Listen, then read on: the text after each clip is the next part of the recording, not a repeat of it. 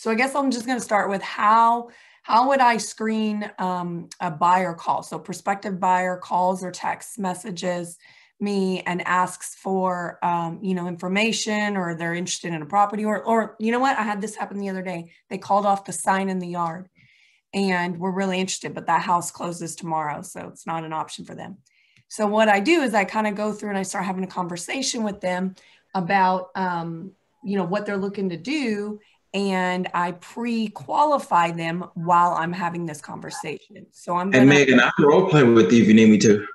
Sure, we can do that. Let me pull up my form and tell you the form, and that's how I do it. I do the conversation via the form here. So let me Okay. share my screen so you can see it. Okay, hold on. Okay, wait, what do you see? Finding your new home, a custom. Okay, hold on. That's what happens when you move stuff. Okay, do you see this form, home buyer tenant lead sheet? Yes. Okay, sweet. Too many screens, guys. I'll move you over here. So it looks weird, but my camera's on this screen and I'm looking at this other screen. All right, so the top information is contact information. Hey, well, what's your name? You're calling in today. Okay, let me go for the form and then we'll role play, right? Okay. The middle information's for me, for my assistant to put this into command later. But we really start with that motivation section. Why are you moving? Also note up here at the top, I have this for buyer/tenant because I work tenant leads as well. So this form is one form for both leads. And I just choose the questions that apply based on who's calling me.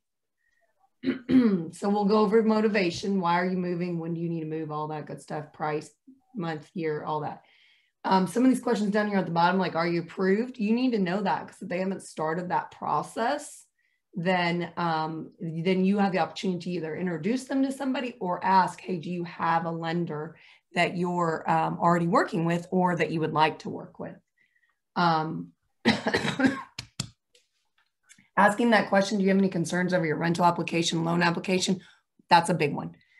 I'll tell you a story about that later. All right, on page 2, I've got these tags right here are like types of homes. SFR, single family residential. Do they want a single family home, not attached to anything else? Do they want a duplex, a triplex, a fourplex, a condo, a townhome? You can choose all those options. And so you need to know. The only one I don't put on here is apartment because I try not to do those for tenants, but sometimes you have to. It pays like this much. Bedrooms, bathrooms, 1 and 2 story. Bedrooms on the main level is a big one you want to ask because you may be showing them houses and they're like, you keep showing us houses with the master on the 2nd floor. We don't want that. But if you'd asked, you could pre-qualify that. Age of property is important to some, but not all. Parking is important to some, but not all. Style is like traditional, colonial, Cape Cod, which they actually have a bunch of that over here in Allen. Construction type could be new or pre-owned. That's usually what I put there. And then lot size, how big of a backyard do they want? And I kind of put that too, because if somebody's looking for like, I need an acre, I would put it over there on an acre. School district. And then here's where I say, is there anything on this list we didn't cover? Is there any deal breakers? And I start to go into that. So Ray, you want to role play? Yes. Okay, so you're calling me off a house and a sign in the yard in Rowlett. You're looking for a house in Rowlett. All right. Ring. Hi, this is Megan. Who am I speaking with? Hey, this is Ray. I see that you have a sign in the yard here in one of your houses in Rowlett, and me and my wife, we were wanting to take a look at it and potentially, see if it fits our needs. Oh, yeah, awesome. Is it the one over on Willowbrook? Is that the one? Yes, that's the one. Awesome. Oh, man, I would love to show you that one, but it actually closes tomorrow. A buyer already swooped in and grabbed it from you. Oh, man. Okay. All right, well, thank you. I appreciate it. Oh, no worries. Hey, I'm curious, when do you need to move? Our lease is up in February of next year, so we're just trying to get a jump start and just kind of look in advance. Oh, man, that's a good idea. This process can take a couple months, so that's a really good idea. Where would you like to move? We like the Rowlett area. but we're open to maybe even McKinney, Rowlett, maybe even like Wiley on that side of the DFW. Oh, all great areas we service as well. Have you any idea what kind of price range you were looking at? I know that home you saw was 245. You guys have an idea if that's the budget? Well, currently we're paying about 1,800 a month in rent. So not sure what that looks like as far as a price range, but somewhere in there, at least 1,800. Nothing. I mean, we were comfortable with that. Okay. Have you already maybe spoken to a lender to kind of see what your budget might be? No, I mean, we just jump in a car and we ride around. And we'll look at houses on Realtor.com or Zillow, and we just like to drive around and see if we like the neighborhood or what have you. But no, we haven't talked to a lender. Man, that's awesome. You're just like me. I love driving around and looking at houses. That's Yep. awesome. Well, let me ask, would you like to talk to a lender to kind of figure out what your budget would allow? I don't know. Would they like run your credit and all of that? They don't have to run your credit at first. It's kind of a conversation like we're having where they're going to get to know you and ask you a little bit about what you're trying to accomplish. And, if you really feel a good, comfortable vibe there, then, and you feel you're ready for that next step, you may go ahead and have the credit pulled. But an initial conversation is free and it gives you an idea of what direction you're moving in. Would you be comfortable with that? Mm, yeah, I think that'd be okay. Yeah, that'd be fine. Great. Well, let me ask you a couple other things just to get to know what you're looking for, because we might have another property out there in Rowlett for you. Okay. How many people are moving with you? It'd be my wife, myself, my wife, and 2 kids. Okay. Mm-hmm. What size home are you looking for? I don't know sizes. Like right now, we're in a 2-bedroom apartment, and it's really cramped. As far as square footage, I don't know, but at least I would say that at least 3 bedrooms, if not 4, would be perfect if we can fit it within that price range. Okay. Well, that one you were looking at there, it's about 1,700 square feet, 3 bedrooms, 2 bath. It has decent sized bedrooms and actually a pretty big master bedroom. So that 1,700, maybe up to 2,000, 2,100, maybe. You think that might be good size? Yeah, I think I looked at some of the pictures online, so I did like kind of the layout. So if that's 1,700, then yeah, somewhere in that range to start would be fine. Okay, great. You guys have any pets moving with you? No, no, no, no. Okay, I'm going to break script real quick and say the reason I asked that, it's mainly for leases, but I ask it for a buyer because that already kind of tells me if they want a big backyard. And I like it. It does connection. All right, back into script. All right, well, let's see. 3 bedrooms, 2 bathrooms, you said. That's the minimum? Yeah, I mean, we figured this probably be our first home, a starter home. So not trying to break the budget. We're kind of nervous on the payments and the responsibilities as well. So yeah, I think that'll be fine. That's fair enough. Do you guys want a 1-story or a 2-story? Prefer 2-story. We do want a 2-story. Okay. What about that master bedroom? What level would it be on when you have a 2-story? We need it on the first level. You hadn't met my kids yet. Yeah, I hear you. Okay. What about parking? Do you guys need a 2-car garage or does it matter? Yes, definitely a 2-car garage. Okay, great. What about like style of house and age? Like think traditional or modern or colonial. Does any of that matter to you? I'm really not familiar with house styles, but kind of like the one in Rowlett that's in a subdivision, brick. It just looked nice when you pull up. It's kind of what we're looking for. So I'm not sure what style you would call that, but Absolutely. It's actually called traditional, but that makes sense. Oh. Brick home makes sense. It's also one that was updated. So that's a great question. Do you want a completely move-in ready home, or are you open to some projects? The more move-in ready, the better. I'm not too worried about little cosmetic things, but granite countertops is something we're looking for, hardwood flooring, things like that. Okay. All right. Any other special amenities or features about the home that you would like to see? Definitely an open floor plan where the kitchen opens to the living room. That's an absolute must for us because we do a lot of entertaining. Okay. Special features, maybe like a game room or a media room would be a plus or a bonus. And now I need an office at home now because I work from home. Ah, yeah, that is a big one for buyers right now. So many people are like, I need an extra space. Let me ask, do you need the office to be an enclosed space? No, not necessarily. I'm normally here by myself throughout the day, so it doesn't have to be enclosed, but just a designated space for an office would be what we're looking for. Fair enough. All right, cool. What about the backyard or the size of the lot, or maybe even the location, like corner versus interior or cul-de-sac? Does any of that matter to you? A cul-de-sac would be good. I think just to have the kids outside playing in the front yard and not having to go to the backyard all the time. As far as the size of the backyard, maybe something that's just large enough for maybe a trampoline and maybe like a play set or something. So not huge, but something that can at least accommodate that. Okay, great. Are there any deal breakers that just, gosh, if you saw it, you would totally walk away and say, that is not for me?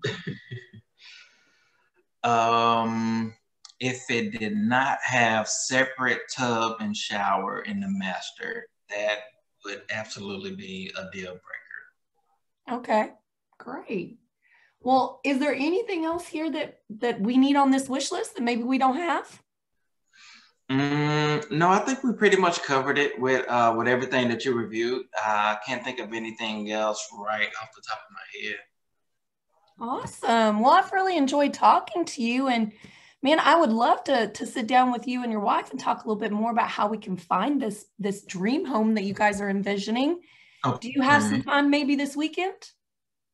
Yeah, we can do this Saturday.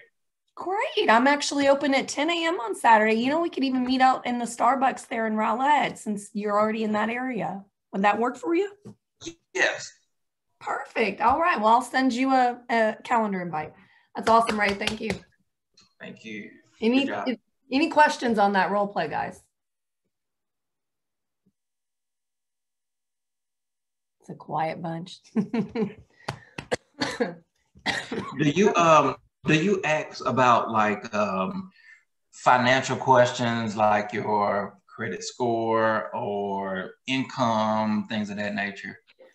I don't do that, especially if they say they have not yet talked to a lender. And Okay. It's because that's a really, like, if you start with that, it kind of pushes them away from you. So I just start talking all about the house. Remember this? And honestly, I just did that like 2 days ago and have an appointment at 11 on Saturday. So she called off the sign. So I don't get into that. What I do is set the whole framework up. I do touch on the question about the lender and if they're approved or not. Okay. And like the one from this week said, they aren't, but they would be interested in talking to a lender. They just kind of they're not from here, so they want to know the process first. Okay. So if I even get in further and it feels like they're comfortable with everything, then I say, are you open to having a lender at the meeting where we talk about the process? And I be very clear about it and say, I won't be present when you're talking to the lender about your financials. I just want to make sure that they're also available and you have the right to interview this lender along with any other lenders. But this might be that time for you to gather information. And if they say yes, then I go ahead and reach out to all of my lenders and say who's available. And if somebody's available, then they either jump on Zoom or they come to the location where we're at and I walk away when that meeting's going. And they basically have their consult after me. I do 30 minutes and then they do 30 minutes. Okay. Does that answer it? Yes.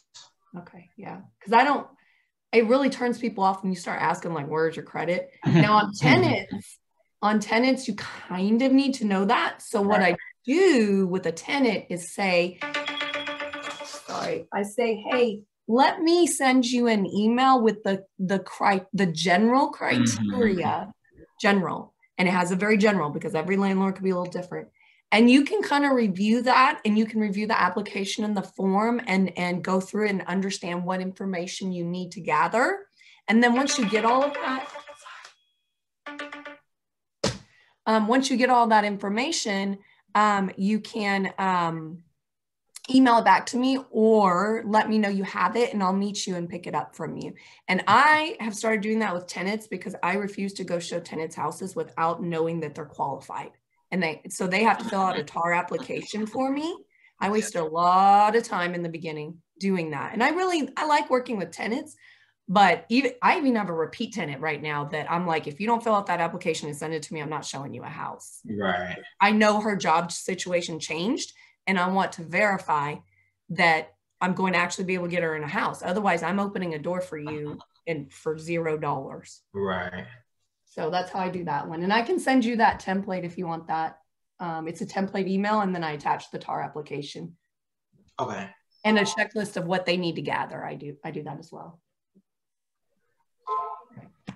So no questions about the form. The only thing that we can see when I scripted, I asked about deal breakers, special features, amenities.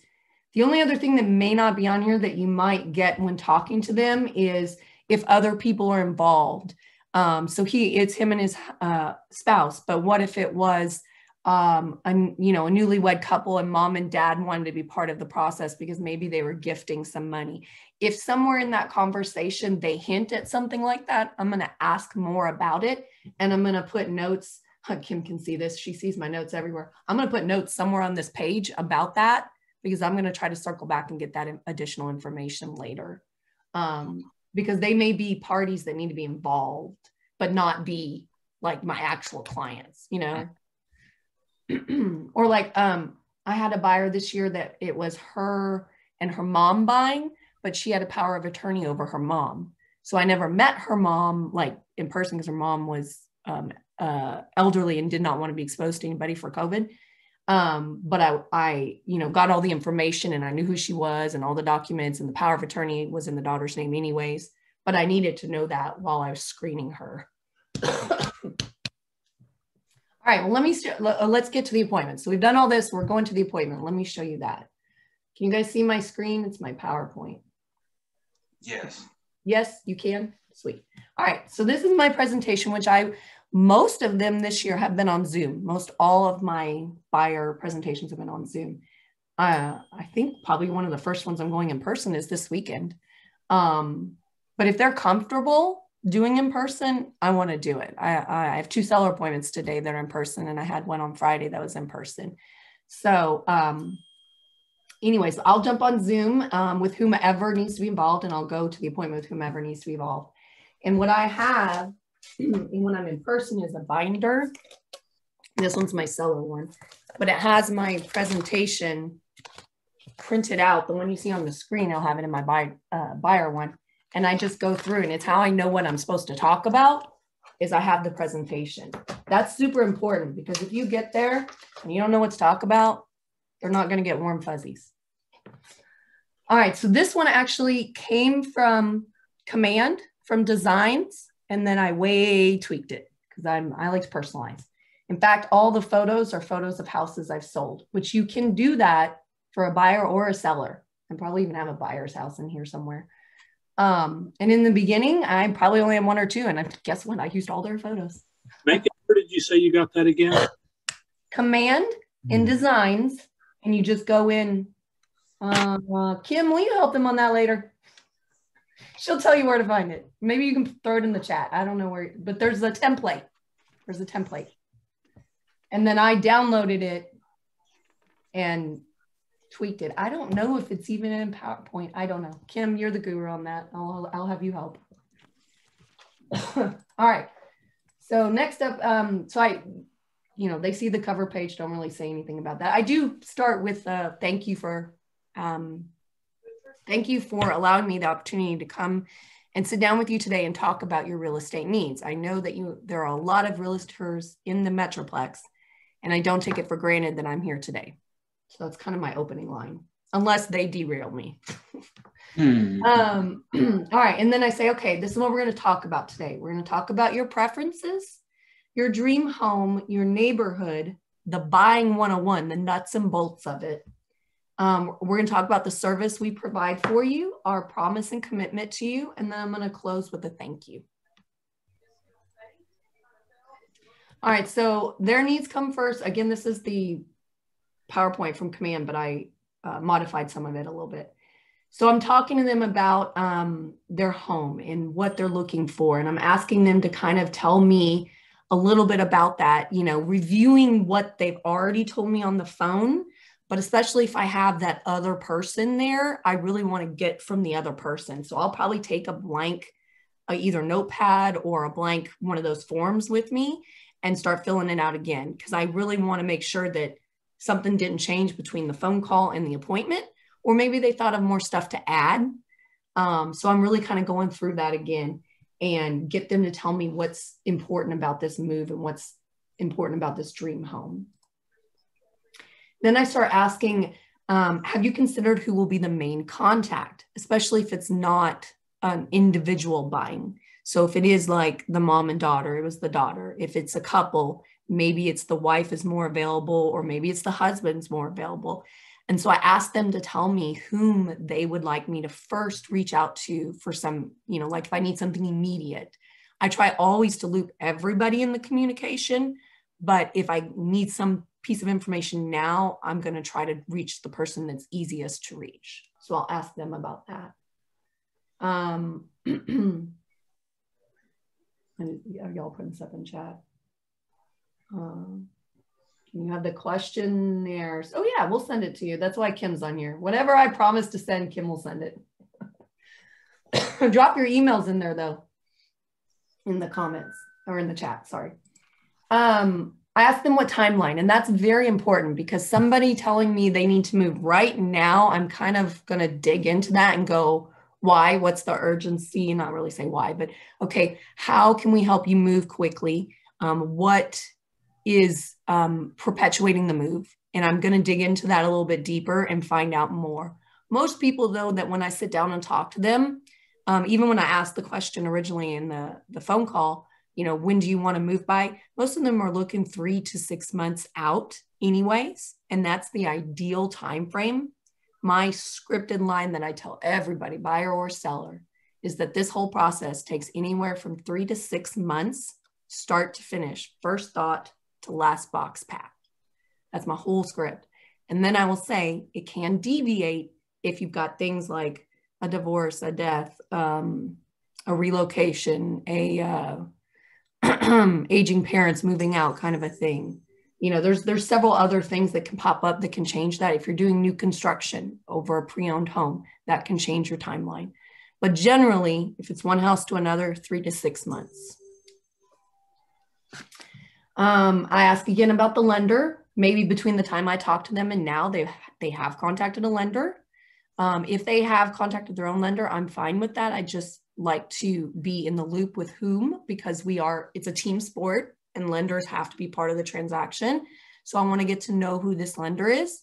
I would generally try to recommend my lender, and I've had situations where a buyer wanted to use their own lender instead of using the ones I recommended. And I said, that's fine. Here are the things that we need to look for. Ability to get you a pre-approval letter for a specific house on a Saturday or a Sunday when we're going to be looking. Does your lender work weekends? That's a big one, guys. I actually got a client to go from their lender to mine because of that, because they were in a bidding war and we needed a letter for the house that we were making an offer on. So you'll get when a buyer gets approved, you'll get a generic letter for their budget. But I always tailor the final offer to have a letter of approval for that house. And my lenders that I work with do that as well. So I always tell the buyer that. I say, hey, that I'm fine with that. Ask them these questions. Also ask them, how long does it take them to close a transaction? If it's more than 30 days, we need to be really concerned about that, or we need to be careful about that, because you may be in a competitive bidding war where 30 days or less matters. So ask that question. And then I will ask them to confirm who will be the point of contact through the process. So the buyers that want to go with Quicken Mortgage or Rocket Mortgage, which I've had some do, it is not the person that they first talk to. Heck, it's not even the second or third person.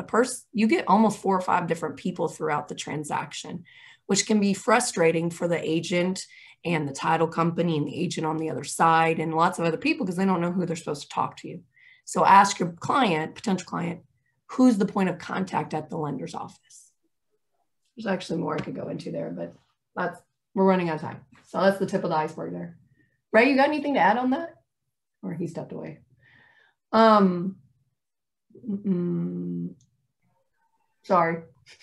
Oh no, I'm still here. Yeah, that's pretty much the same process that I use when I'm first meeting with buyers. Just still keeping it real level, not really being pressing, but you want to first find out their sense of urgency and match it. Bingo. That also can help you match them to the right lender. So I'll have mine. Absolutely. I have a folder here to grab it. If I have not already given them this folder before, sorry guys, before I see them, I will give it to them there. And in it will have, I don't have it printed at the moment, but in it will have the list of lenders. And so as I'm talking with them and sitting there, I may kind of figure out their personality style and go, I think they would really match well with this person. And I've done that before. I feel like you can contact all of these, but hey, you know, while I've gotten to know you, I really think you're going to like so-and-so. They really are a lot like you. And I think you really might like them. So I'm going to suggest you call them first, but please interview these 3 and any others you'd like to interview.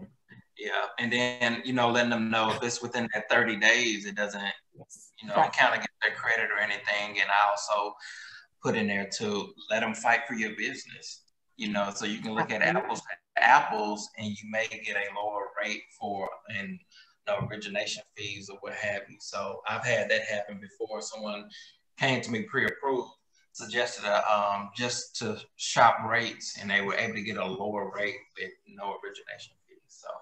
Awesome. Yeah. All right. So, all right. Now we're on to the dream home slide where it all begins. Oops, going too fast. Okay. And remember, I've already gathered their list of their must-haves and their nice-to-haves, but I'm touching on it again. So let's say there's something they really said they wanted to have a house on a cul-de-sac, and they want it in Plano, and they want it for $250,000. I'm already kind of going to know by what they're telling me that it might be hard to find that. So I'm going to touch again on tell me again, what are the top 5 most important things you have to have? Like there's no way you're going to buy it if these 5 aren't in the house, because they may have a laundry list of things, and we've got to decide what's most important. I actually have some buyers right now that they were not on the same page about the chickens. And one said, okay, we don't care if we're taking the chickens or not. The other one said, we do care. And then I showed them a house in an HOA that doesn't allow the chickens because they wanted to see this house. But that also gave an opportunity for us to necessitate that conversation about, is this in the top 5? Is it really in the top 5, or can it go to the bottom of the list and we're looking for the other things?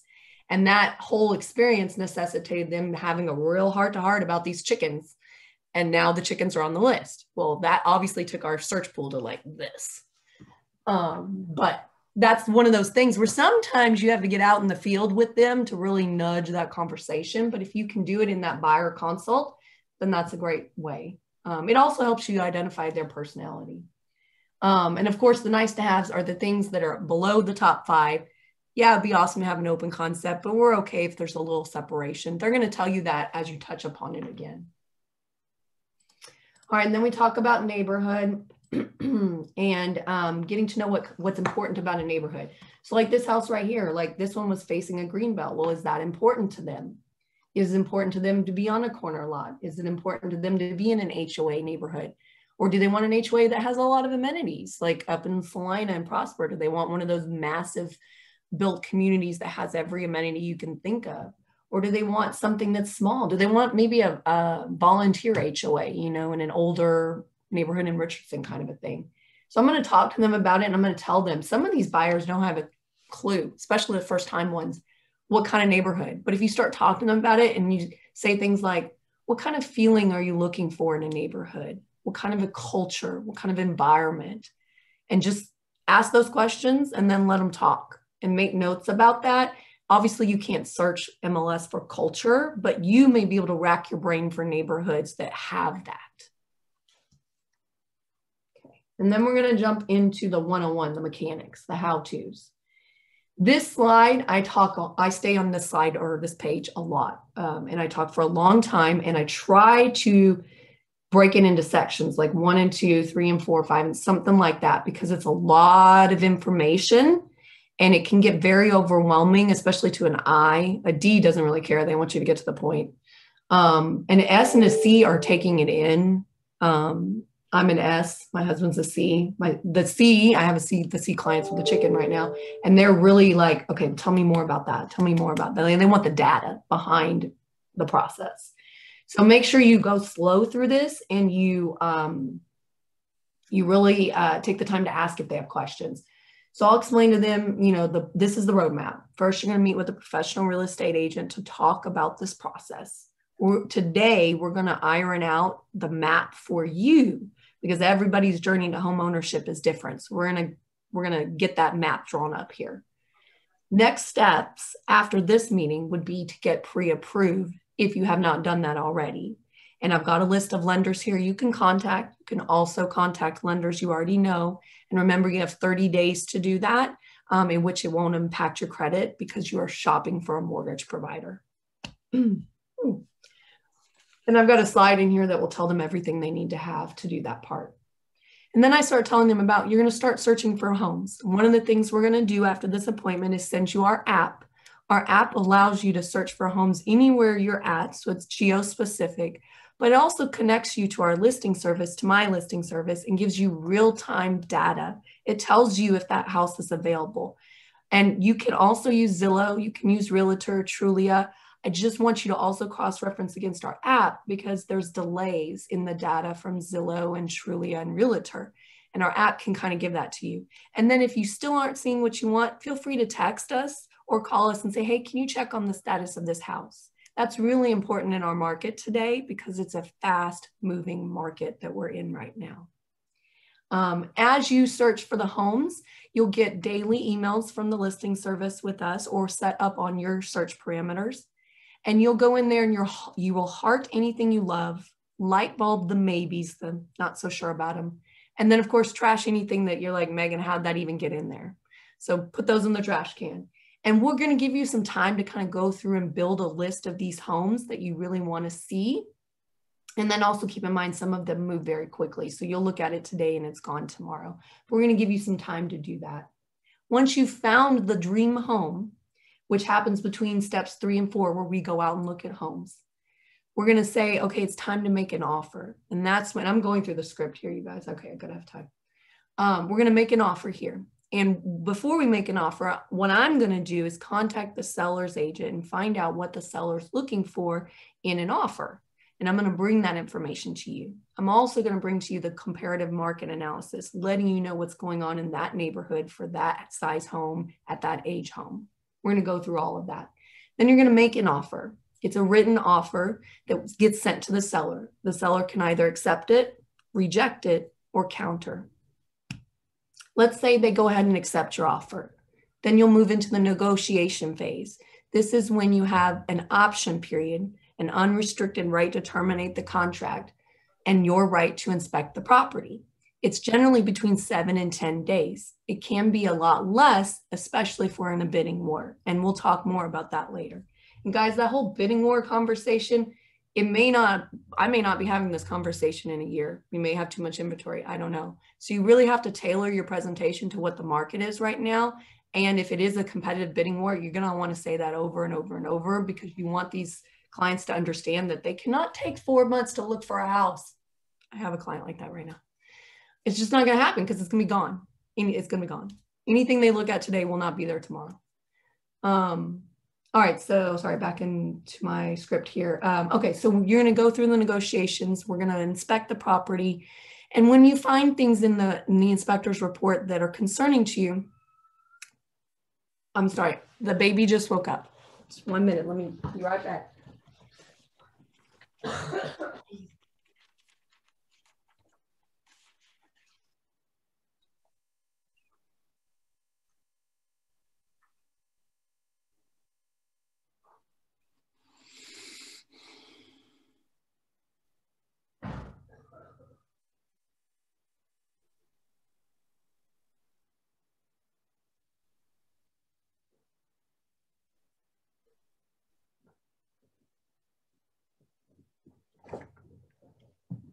I'm back.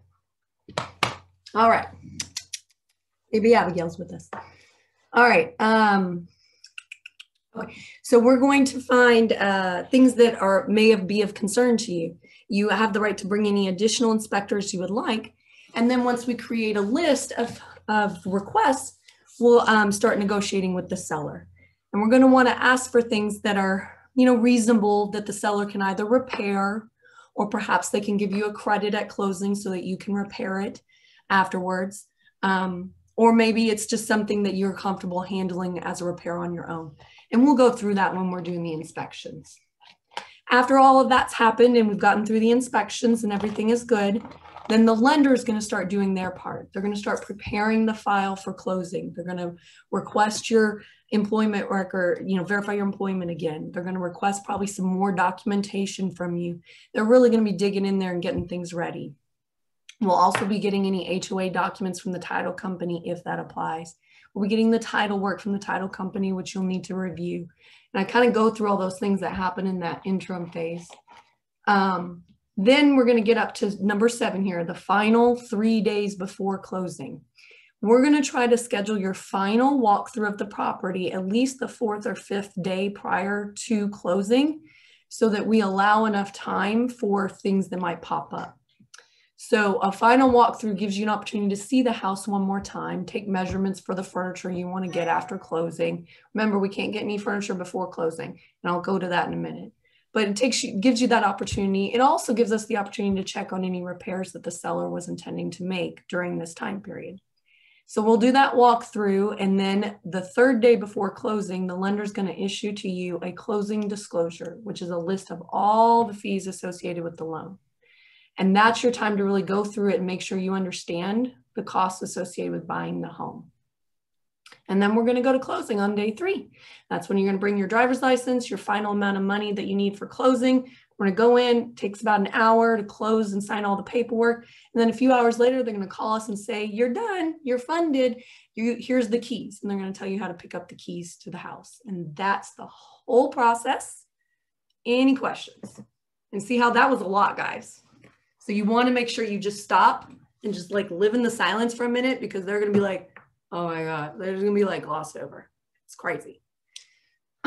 So sometimes I might back up if I felt like they were lost in one of these steps, or maybe they interrupted and asked a question. And if so, then I would go back and focus on that question. But that's really the guts. Now, as to their specific plan, that's where you get into the nitty gritty of like getting them approved, and do they need to sell to buy? Are they divorcing, kind of a thing, and who's going where? So there's all those variables that are them, and that's how you get the plan. Even with a seller, like sitting down at a seller appointment doesn't mean tomorrow you're going on the market. Sitting down at a buyer appointment doesn't mean tomorrow you're buying a house. It may be, okay, like I had a buyer appointment last month and he's got 2 or 3 months to get his finances in order, and then we're going to start looking. So we have like a check-in point each month. And that's a good thing to do. If you have a buyer that you sign this week but they're not going to actually buy till 2021, make sure you have a check-in point at least once a month at minimum, or maybe every other week kind of a thing, where you're just checking on their status to make sure they're following your instructions and getting on board. Hey, Megan. Yes.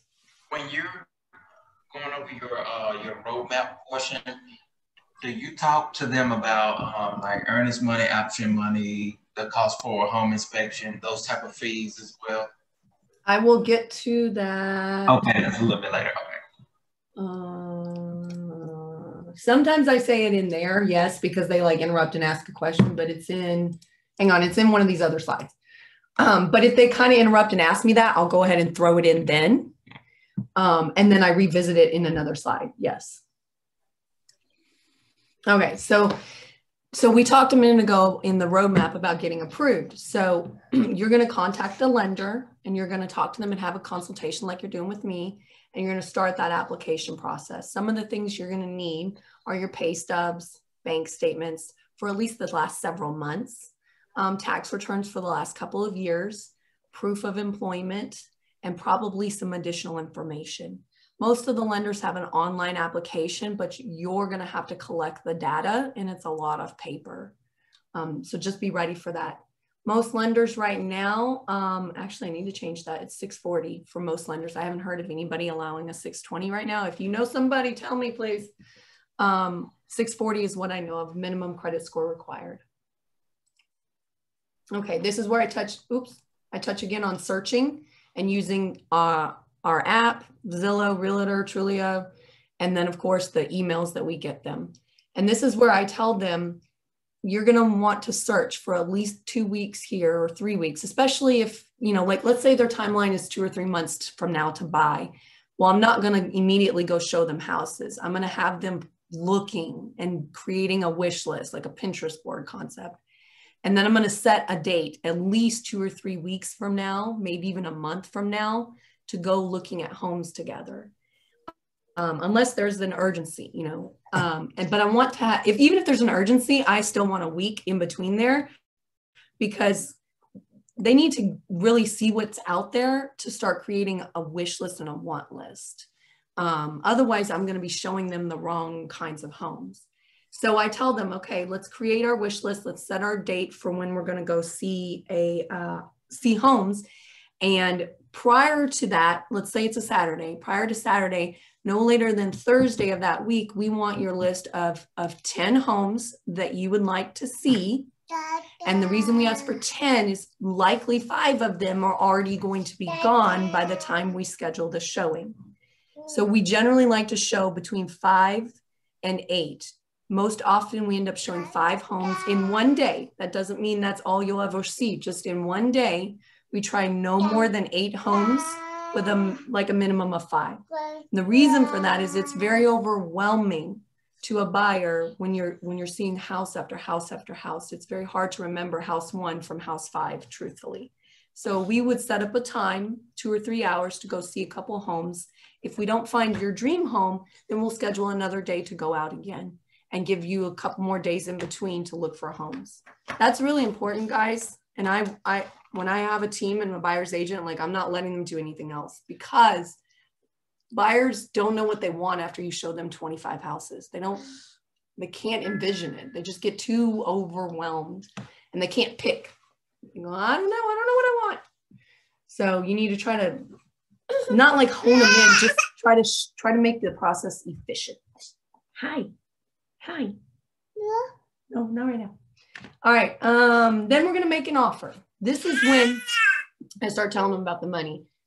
So I'll remind them I'm going to look for the seller's wants. I'm going to look at the neighborhood statistics. I'm going to remind them here or tell them here, hey, this is when you're going to need to have that option money and that earnest money ready. So if it's a house for $200,000, it's generally 1%. You're going to need $2,000 in cash that you can make out in a cashier's check, or maybe they'll let you wire it. Or maybe it's a personal check, just depends on the title company. And then you're going to need about $100 for the option money, and that's made out to the seller.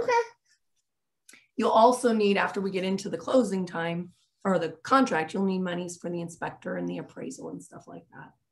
So I'll kind of go over those monies right here. I'll ask them to pick a closing date that jives with what the lender can do, and then we'll sign and submit the offer. Once the offer is accepted, we're delivering the money, contacting an inspector. I'll tell them about that, tell them we're going to send them our list of vendors. They'll have to pay, you know, and they'll ask me what's the average cost, and I'll tell them, you know, 400 to 500, 550, maybe more if you have a pool at the property, or if you're going to bring a termite inspector, or maybe you want to bring a plumber. Is that how many? Oh, yes, it is. Hold on. My mother-in-law came. Goodness. Who is that? Who is that? Who is that? Sorry, guys. This is what it's like to work at home with children.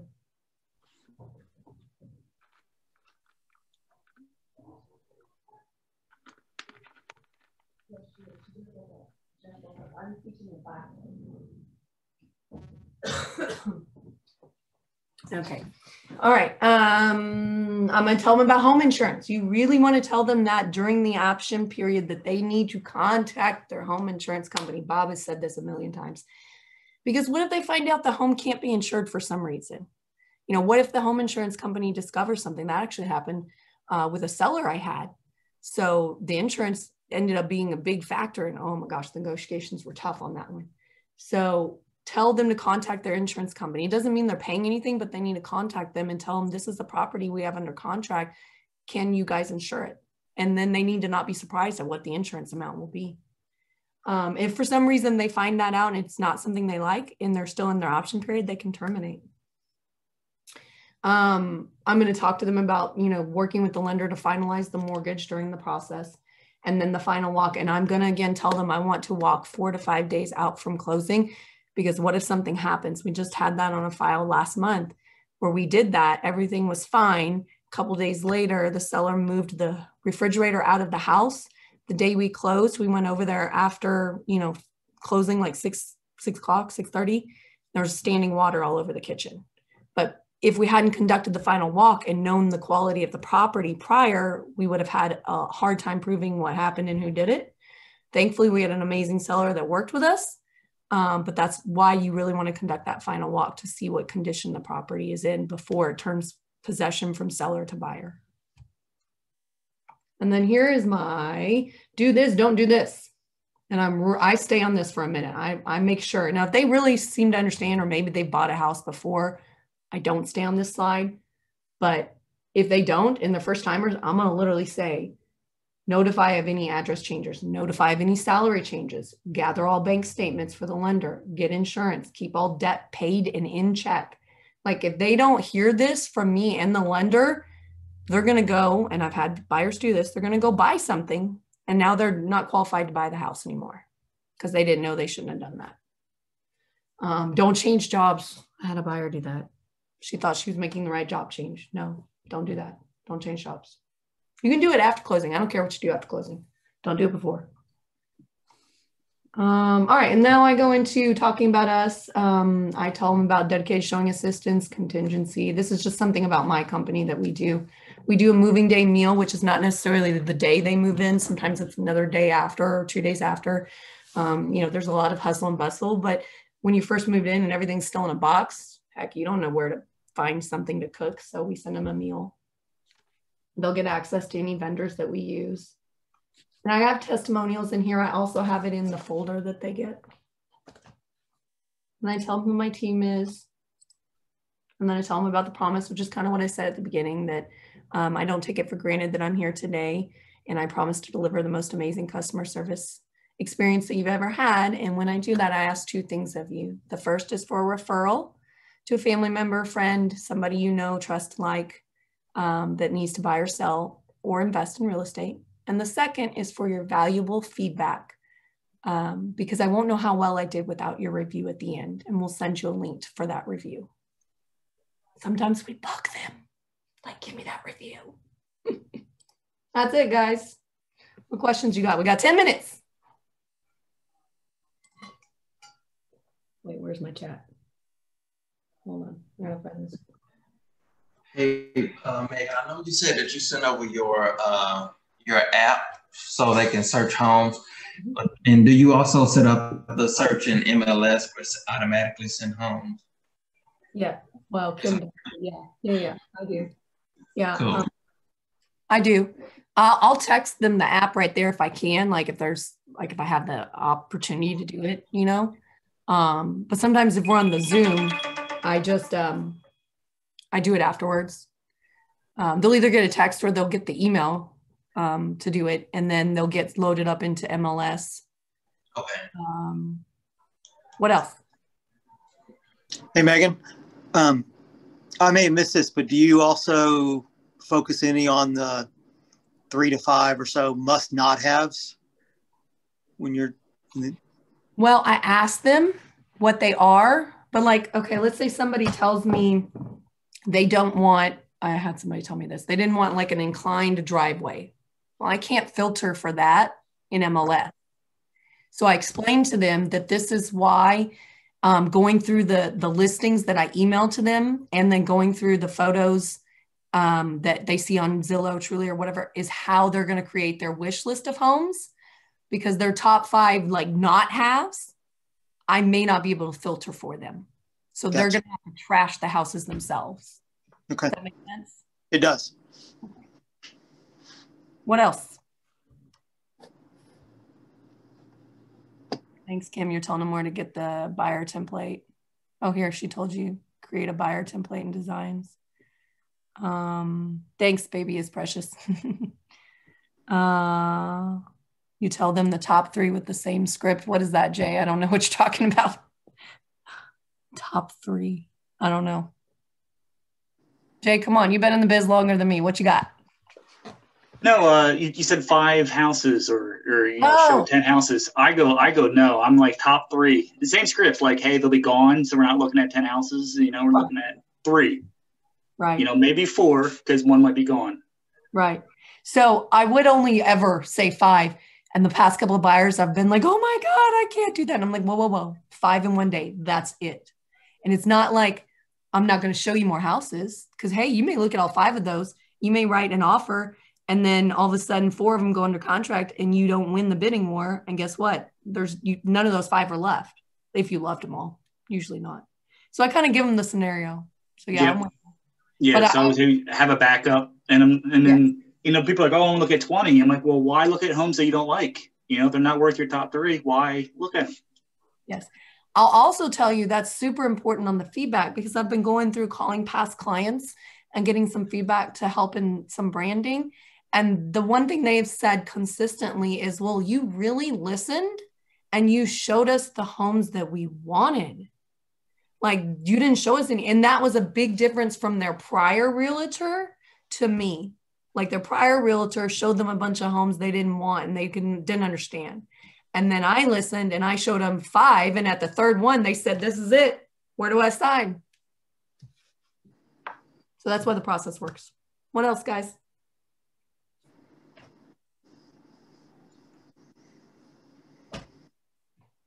Okay, cool. Well, that's it. We'll email you that the buyer template form that I have, the tenant stuff, Kim. It's in Outlook as a template email, and it's got the checklist and the TAR form and all that in the email. And then the presentation she sent you, and you just tweak it. So my tweaks were just to content, obviously my contact information. And then I changed the photos to real houses that I really sold instead of the silly stock stuff. And if you only sold one house, use all 36 photos from that one house. Doesn't matter. Doesn't matter. And I like it because it shows personality for you. If that's not you, then just do you. You do you. But people seem to like it. So cool. All right, guys. See you around town. Thanks. You're welcome. Bye. Thank you.